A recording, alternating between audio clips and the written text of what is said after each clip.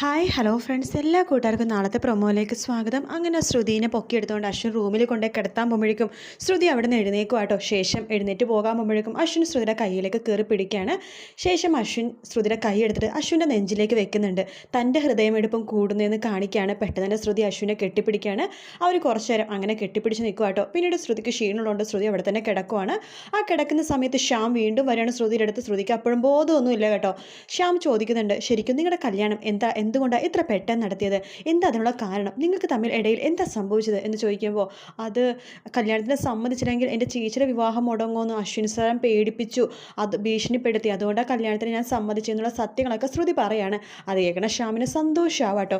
പിന്നീട് കാണിക്കുന്നത് നാളെ വാലൻറ്റൈൻസ് ഡേ ആയതുകൊണ്ട് വാലൻറ്റൈൻസ് ഡേ സ്പെഷ്യലായിട്ടൊരു സംഭവമാണ് കാണിക്കുന്നത്. നമ്മുടെ അശ്വിൻ ശ്രുതിനെ പ്രപ്പോസ് ചെയ്യണ പോലത്തെ ഒരു സീൻ കാണിക്കുന്നുണ്ട്. അത് എക്സ്ട്രാ ആയിട്ട് കാണിക്കണം കേട്ടോ. വാലൻറ്റൈൻസ് ഡേ സ്പെഷ്യൽ ആയതുകൊണ്ട് മാത്രം. ശരിക്കും എപ്പിസോഡിൽ ആ ശ്യാമിൻ്റെയും അശ്വിൻ്റെ ഭാഗം മാത്രമേ ഉള്ളൂ. വീഡിയോ ഇഷ്ടപ്പെടുകയാണെങ്കിൽ ലൈക്ക് ചെയ്യുക, സബ്സ്ക്രൈബ് ചെയ്യുക. മറ്റൊരു വീഡിയോ ആയിട്ട് വീണ്ടും കാണാം. Bye bye.